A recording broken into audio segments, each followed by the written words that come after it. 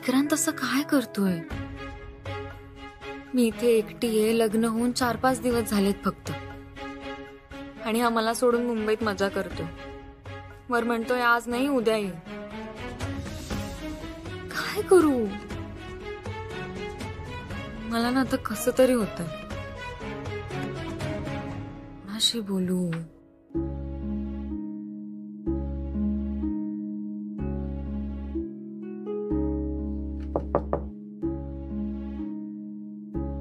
येऊ का गात?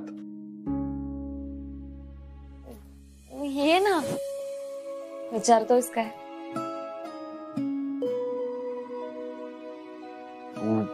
ठीक आहेस ना? बोल. ओके. राग गेला का तुझा? मला राग नव्हता आला, फक्त थोडं वाईट वाटलं होतं. पण आता रिलॅक्स करा आरती.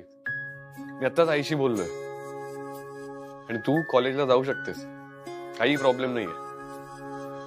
तर घराची रिस्पॉन्सिबिलिटी. वेदांत, मी घर आणि माझं कॉलेज सगळं व्यवस्थित सांभाळेन. डोंट वरी. हो आरती, तू सगळं व्यवस्थित सांभाळशील. फक्त एकदा आईशी बोलून घे ना तू. म्हणजे तू तुझा टाइम टेबल तिला समजावून सांग की तू किती वाजता येणार, किती वाजता जाणार कॉलेजला, आणि घरातली कुठली जबाबदारी तुला घेता येईल. म्हणजे असं तुम्ही नीट डिस्कस करा, प्लॅन आउट करा आणि शेड्यूल करा ना मस्त.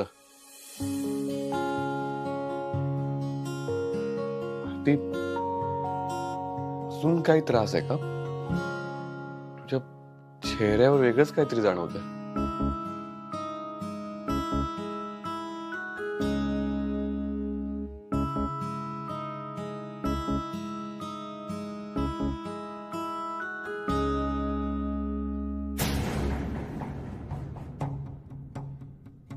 अगं, माझं बोलणं झालं विक्रांतशी. त्याचं आज काम होऊ शकलं नाही म्हणून उद्या येणार आहे तो. आरती, तू वाईट वाटून नको घेऊस. आय मीन, आय अंडरस्टँड की सारिका तिथे आहे त्यामुळे तुला थोडं अनइझी फील होत असेल. पण अगं, विक्रांतवर विश्वास आहे ना तुझा, आणि त्याचं खूप प्रेम आहे तुझ्यावर, म्हणूनच तुमचं लग्न झालं ना.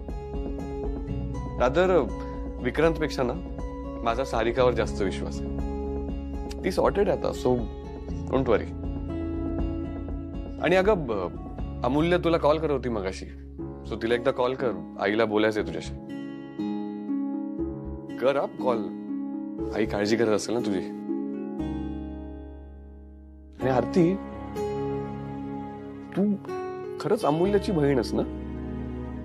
ते आपल्याला करायचंय. हो ना, आजचा नाही पुढचा विचार करायचा.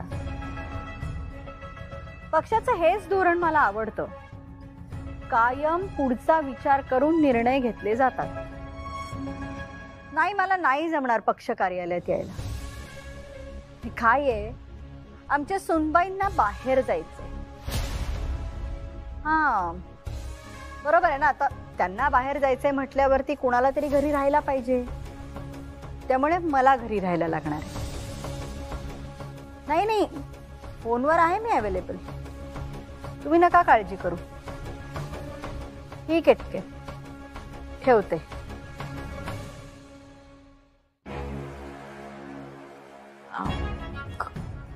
कॉलेजला जाऊन येते. यायला 4:30 तरी वाजतील. येताना मग आईला पण भेटून ये.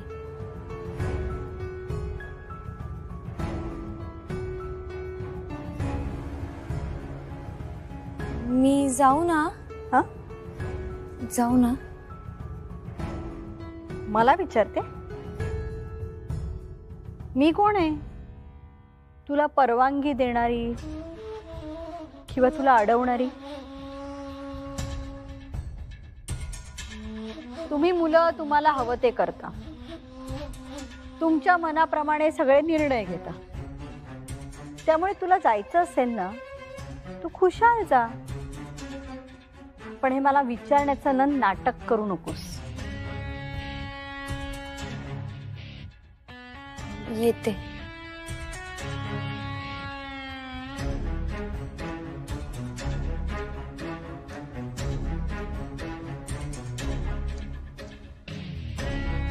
हा बोल दादा. विक्रांत तू कधी येणारस मुंबईवरून? ते एक प्रॉब्लेम झालाय रे. ते ऑफिसर वेळच देत नाहीयेत. अरे विक्रांत त्यांना सांग तू नागपूरवरून आलास तिथे. हो मी सांगून बघतो त्यांना. आणि आज जर मीटिंग झाली तर आजच परत येईन मी, नाहीतर माहित नाही. विक्रांत हे बघ तू ना आता प्रोफेशनल लाईफ आणि पर्सनल लाईफ बॅलन्स करायला शिक. लग्न झालंय तुझं, जबाबदारीने वाग जरा. बायको घरी एकटीच आहे तुझी. हे मी काय आणि कसं बॅलन्स करू तेच कळत नाहीये मला. विक्रांत तू मूर्ख आहेस. सारिका आहे का तिकडे? तिला फोन दे. अरे का दादाला बोलायचंय तुझ्याशी. वेदांत, हॅलो वेदांत, बोल ना. सारिका कशी आहेस तू? मी मस्त आहे. How are you? फाईन. ऐक ना जरा बोलायचं होतं तुझ्याशी. हा बोल ना. सी सारिका, विक्रांतला कळत नाहीये पण तू जरा समजून घे ना. म्हणजे विक्रांतचं आत्ताच लग्न झालंय आणि हो वेदांत, अरे मला कळतंय, मी पण होते लग्नात. पण मी काय करू? अरे हे बघ, ज्या क्लायंट सोबत मी ही मीटिंग लाईन अप केली होती त्या लवकर निघून गेले. पण तरीही मी माझ्या परीने पूर्ण ट्राय करते. मी बघते आज मीटिंग करता येईल का. See Sarika, I can understand पण वेदांत हे बघ, मला माहितीये की तुम्ही या लग्नासाठी सगळेच जण खूप काळ थांबला होता. पण अरे माझ्यासाठी सुद्धा ही मीटिंग खूप महत्वाची आहे. खूप महिने मी मीटिंगची वाट बघत होते. अनफॉर्च्युनेटली ही मीटिंग आणि हे लग्न सगळं असं एकत्र जमून आलं. मी काय करणार? आणि तुझा माझ्यावर विश्वास नाही बसत आहे का? त्या ऑफिसरच्या पीए सोबत झालेलं माझं बोलणं आणि त्याच्यासोबत ते सगळे मेल्स ते पाठवू का तुला? नाही म्हणजे तुझा विश्वास तरी बसेल. अगं नाही त्याची काही गरज नाहीये.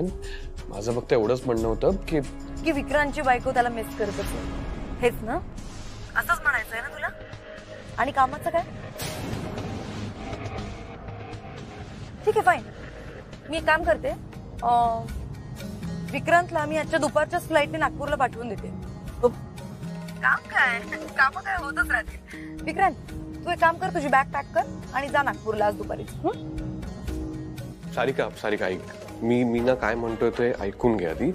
बघ माझं असं म्हणणं नाहीच आहे की विक्रांतने काम सोडून यावं, पण मला हे कळत नाहीये वेदांत, तू हे असं कसं बोलू शकतोस? देव करो आणि तुम्ही जे बोलताय ना ते सगळं खोटं ठरो. अहो सर असे नाहीये, ते मुलींकडे बघत सुद्धा नाहीत. आणि तुम्हाला माहितीये सर जर सगळ्यात जास्त कोणत्या मुलीशी बोलत असतील ना तर त्या तुम्ही आहात. हो नाही हो विजय, ती अंगठी तुमच्या मापाची नाहीये का? हो नाही हो विजय, मला तर ती अंगठी एकदम परफेक्ट. हा अहो मग तेच म्हणतोय ना मी, ती अंगठी तुमच्या मापाचीच आहे आणि तुमच्यासाठीच बनवली आहे. आणि ती अंगठीवाली मुलगी तुम्हीच आहात. काय तुम्ही घाबरूनच टाकलं एकदा. बरं चला येतो मी. पण तुम्हीच आहात ती अंगठीवाली. हा